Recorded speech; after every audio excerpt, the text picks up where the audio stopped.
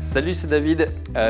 Aujourd'hui, on a changé d'endroit. On est rendu dans la caverne d'Ali Baba des artificiers, c'est-à-dire que comme vous le voyez, on n'est plus sur la barge, on est dans notre entrepôt de feux d'artifice professionnels. Donc rien à voir du tout avec la barge de Gatineau, mais c'est aussi ici que se passe une grosse partie de la préparation et surtout, ça va me permettre de vous expliquer comment fonctionnent les produits et quel type on va retrouver après sur la barge.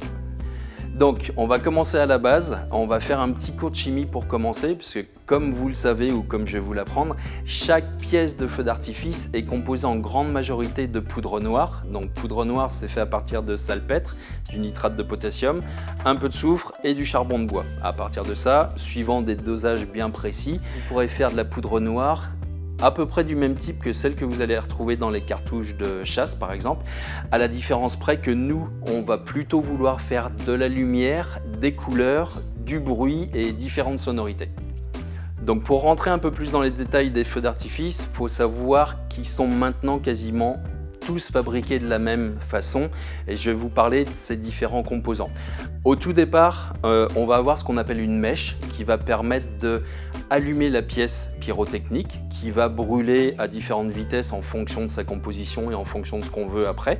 Cette mèche-là va brûler jusqu'à un petit tas de poudre noire en gros grains, un peu comme des grains de café si vous voulez, qui va s'appeler la chasse et la chasse est là pour dégager énormément de gaz et permettre à l'effet de partir très très haut dans le ciel et de faire son effet une fois qu'elle aura atteint son apogée.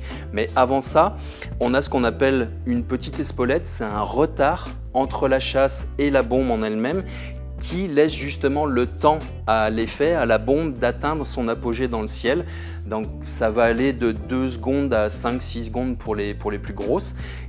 Qui, lui, ce petit délai, une fois arrivé au centre de la bombe, va enflammer ce qu'on appelle la charge d'explosion. C'est un peu comme de la poudre noire, mais là beaucoup plus fine, beaucoup plus concassée, qui va, elle, être là pour briser la grosse coque qu'on a, allumer les petites billes et puis les propulser le plus loin possible. Après, donc évidemment, autour de cette charge d'explosion, vous avez les petites billes qui sont mises en double cercle, en cylindre, enfin suivant la forme de la bombe, et puis une coque extérieure très rigide qui va permettre de protéger les billes à l'intérieur et puis de les laisser s'envoler jusqu'au plus haut qu'elles pourront atteindre avant d'exploser.